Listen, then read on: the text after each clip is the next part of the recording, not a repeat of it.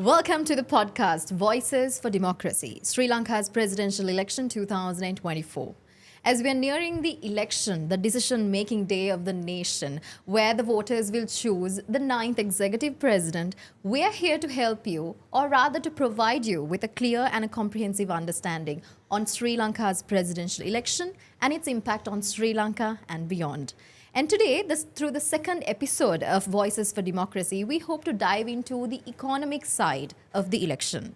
And to have this discussion, I am joined by Mr. Dhananath Fernando, the CEO of Advocata Institute. Hello, Dhananath. Hi, Aji. Good to have you on the show. Thank you for having me. And it's very important to educate ourselves and to spread awareness about the economic side of the election. So to start off, I would like to ask you, what is really your key analysis on the political manifestos that have been released by some of the major political camps? All manifestos have their good, bad, and ugly.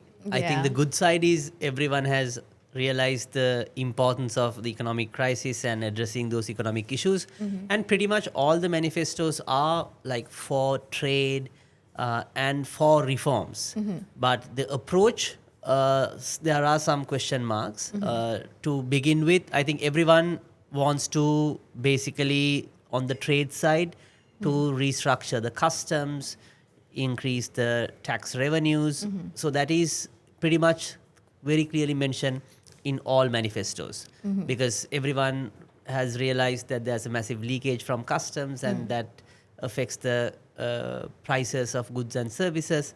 So that's covered in all manifestos. But the bad side or the ugly side would be everyone wanted to increase public sector salaries. There's nothing against increasing it. I think they deserve, because the cost of living is quite high. For an example, according to the census and statistics, if you were to stay above the poverty line, it's about 17,800 per person. And the definition of the poverty line is that's the minimum amount that you require to satisfy your very basic needs. So if it's a 4-member household, that means at least you need about 60,000, 65,000. So the public sector salaries, if you are the single wage earner or the income earner of the family, of course if you are the very lower, if you are at the bottom of the pyramid of that structure, your salary is not adequate to at least to fulfill the basic needs of your family. So in that sense, I think definitely they have to be paid a salary which is adequate for their living standards. But the challenge is we do not have the resources to do it. Because the moment that you increase the salaries for all 1.3 million state sector, then that's a big burden on the balance sheet. The only way that we could do it is because it's a very tail-heavy structure that we have. Because most of the cadre is the political appointees like office assistants or drivers, so on and so forth. There's nothing wrong with that, but what could be done is you basically offer them a VRS system, voluntary retirement scheme, and you bring down the cadre from 1.3 million to probably about phase-wise for about 600,000 to 800,000. And then there's a massive saving. And that saving needs to go up to the other state sector employees. So then they will be motivated, and even you can attract better talent, because at the current structure you cannot. And you cannot even afford to increase the salaries across the board, because then out of the proportion that you're allocating, a larger chunk goes to the bottom of the pyramid who are not value adding to the system. So that's where I would mainly analyze the all manifestos, but there are nitty-gritties or specific areas we can discuss moving forward. That's right. I think this process is what we all look forward to. It's easier said than done, I believe. But let's have a lot of hope in the coming years. And to my next question. Now, by the year 2027-28, we are ideally supposed to start repaying our debt. And whatever the government that comes on board, they must adjust their reform program in line with this. And tell us about the different roles played by the government, the public sector, private sector, civil society organizations, and the people in general. So in terms of the debt restructuring, we are at the last stages, but I think the final agreements hasn't been signed. Ideally, according to the last conversations Sri Lankan government had with the bondholders, we are supposed to start repaying the interest of the suspended debt from September onwards. This September. This September onwards. But since there's an election, we don't know whether this will be signed, or very likely it has to be taken over by the new government. So when we start repaying the debt, of course, the pressure slowly builds up unless we do the reforms and if we do not have adequate foreign earnings. And there are only 3-4 ways that we can earn. One is from exports, as we all know. Second one is from remittances. Third one is from tourism and pretty much the service exports. And fourth one is on the foreign direct investment. And especially when a country goes through a debt restructuring, it's also about the perception and the credibility of that country. So in that context, attracting foreign direct investment is quite difficult. I would say it's not easy because you have a credibility challenge. So then the options are improving exports, tourism and remittances. Of course, tourism is very sensitive. If there's a natural disaster, it's quite sensitive. And so as the remittances, which is not the best way of earning, but given the circumstances, that's one way. But the exports is the key challenge. So I think there's a big role for the government to get the reforms done on the government's front to basically boost all three. And this cannot be done only through the muscle power because it's more a structural issue that we have. For an example, when it comes to exports, it's the regulatory process at customs and the licensing processes and the tariff structure is basically hindering our exports on one side. The other side is also they are not very productive. For an example, let's say coconut exports. The average number of nuts from a Sri Lankan coconut tree is about 60 nuts. But when you compare it with Kerala or some other countries, it's about 120. So you have to increase that productivity to grow exports. That's the government's role. And when it comes to the private sector, of course, they have to be the engine of growth. They have to boost exports. They have to basically take more risk because our private sector is in a way very comfortable. They do not take the risk. They also want to just maintain the status quo. And blame the government. Absolutely. So then it is also not going to happen. It's both sides has to work hand in hand. On the civil society and the think tanks like us and others, I think they have a bigger role on the rule of law and ensuring that stability because they are the one who check the numbers, who basically build the pressure, create the conversation to make the system stable. So I think we all have a big responsibility and a role to play if we are serious about coming out from this crisis because otherwise when it comes to actually, as you mentioned, we have to really start repaying the debt from 2027, 2028.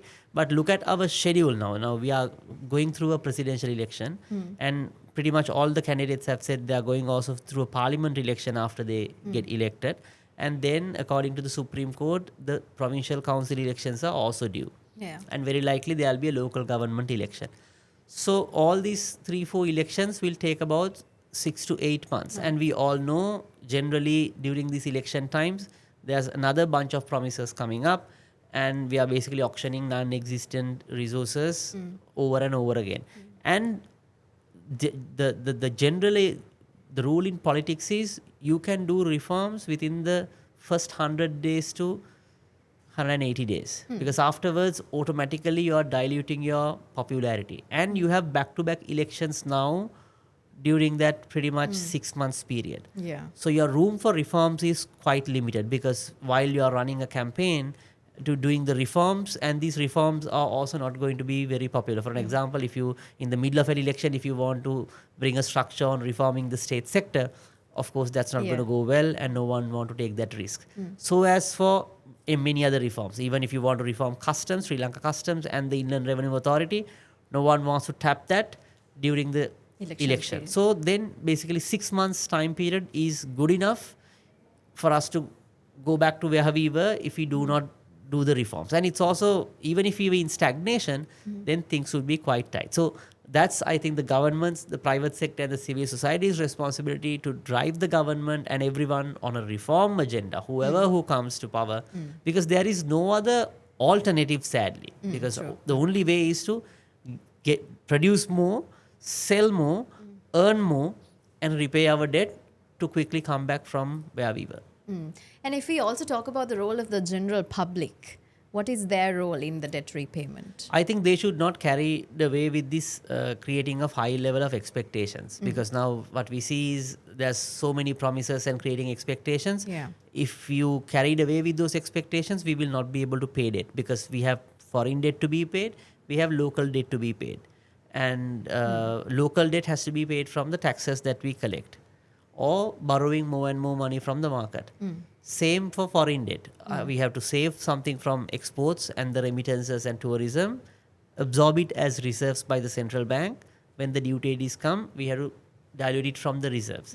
So the public should not carry it away, because if they also demand more and more free goodies from the government, of course we are compromising the stability, and then there will be another cycle of instability after all those free things that the politicians are distributing. So I think we should not carry it away with so many high level of expectations creating or hyping up by the politicians during this 6 months period. And I think these days it's very easy to get carried away with all the political promises that are being put on the table. So for you to not get carried away is why we are hosting such podcasts, to give you clear and comprehensive understanding. And to go a little further, to talk about FDI inflows, how do you really assess the FDI inflows? We have performed quite badly. It's not a secret. Since 1948, so far, I think only one instance we crossed the $2 billion line as FDIs. And 2 billion is just even, I would say, even insignificant. For an example, our remittances for a month is about 500 million. So basically, 4 months of remittances is adequate to 1 year of FDIs in the best case scenario. Generally, it's not, it's average about 1 billion. So this is not a game that is working. And foreign direct investments are, I'm not going to reiterate the importance of it, because especially for a small country, we need capital, because we are in a very tight spot. True. So the challenge is, again, it's a structural issue. Just because you go and you have a good PR, you will not be able to convince the investors. They come with, because they are bringing quite a lot of money in dollar terms, with objective and with some confidence that they can recover that money back, because they are taking a massive risk by investing their money. So there's a structural issues, multiple structural issues. First is, of course, there's a big land shortage. Even if a foreigner wants to come and set up a factory, there are no lands. No lands in the sense, there are lands. All the lands are mainly, about 82% of the lands are in Sri Lanka occupied or owned by the government. And we have exports processing zones, industrial zones. About 90 to 95% of the industrial zones are also occupied. And we have been very slow on setting up new export processing zones. And so even, as a joke says, even Elon Musk comes, he basically has to wait in a long queue, of course, while he has so many options in Vietnam, India, Thailand, in the same region. So that's problem number one. Problem number two is, every government, even if you read all the manifestos, not this one, even the previous elections going back to like 10, 15 years, everyone says we are making a one-stop shop. And every one-stop shop has become a one more stop for investors. So that bureaucracy is crazy. And they have to take about 16 licenses before they set it up. And this takes, according to some of the investors we have been in conversation, if you are lucky, this takes about 2 years to clear all the licenses. So that those are structural issues. Just because you know the investor, just because it doesn't work. Because it doesn't work. When they come here, it doesn't work. You have to go from this pillar to post, this institute to this institute, to get the clearances. So those basic structural issues require to sort out. Of course, in every manifesto, it says that we are improving the ease of doing business, the business environment. Okay, those are the things that we need to do to improve the business environment. But FDIs are very, very important, especially because the reason is, when a country goes through a debt restructuring, confidence is low. So your interest rates tend to stay high. Because in simple terms, interest rate is the price that you pay for money. For an example, if I'm buying money from a shop, what I have to pay to buy that money is what you call the interest rate. So when the interest rates are high, you cannot expand businesses. You cannot expand businesses means you cannot improve the output. That's the main thing that we need at the moment, because we have to expand the outcome to grow our economy. But you are in a paradox, because your interest rates are high, you cannot borrow money. If you cannot borrow money, you cannot expand. When you cannot expand, your economy doesn't grow. So the only way out is you ask someone to bring their money and invest and making sure that they get a better return. So it's very, very important to have FDIs and improve productivity. And FDIs also comes with productivity improvement. When I say productivity, you can do more with the same resources that you have. Because when someone brings money, it comes with also technological know-how. So then you can improve. So it's very important, and this is a very tight rope that we are walking in at this point of time. So very important. I cannot highlight it more, but it is more a structural issue that we need to fix. Thank you very much for providing us with a clear-cut understanding of the FDI inflows. And my final question to you is, what should be Sri Lanka's role model? Is it homegrown, or do we have any examples? I would say it is stick to the first principles, because rather than every country who had developed, rather than taking their model, if you look at, it's a science. So in a science, there are fundamentals, there are first principles. It's like when it comes to Newton laws, there are 3 laws which works pretty much anywhere in the world, and it's a law, it's a principle. So every country who had gone through this process, they stick to the economic principles, because for any country, the resources are limited. You have to take maximum out from those resources. And the only way that you can do it is allowing the demand and supply to work, because then only the resources are getting optimally utilized. So that's the science. So you have to stick to that science in anything that you do. For an example, let's take the FDI as an example. Your land, since we are an island, small island, tiny island, our land is limited because we have also sanctuaries and rain cover. So you have to utilize it with the best possible way. So the pricing mechanism need to work. The demand and supply has to work, and it should have the digitization process to improve the efficiency. Same for public transport, same for exports, same for imports. Everything has to go on this side. So it can be homegrown, it can be another country, but whatever, whether it's homegrown or an outsider remedy, it will stick to the basics. It will ultimately end up in the first principles thinking of how an economy works, and that's exactly what we need to do. Yeah, I think that was very well said. It's all about understanding the basics and putting things into action rather than just keep talking. Thank you very much, Dhananath, for joining with us on Voices for Democracy and helping us all get a clear and comprehensive understanding about the Sri Lanka's presidential election, which is due in a few days. So we hope we helped you understand the economic side of the election. We shall see you soon with another podcast episode of Voices for Democracy, Sri Lanka's presidential election 2024. Thank you very much for joining.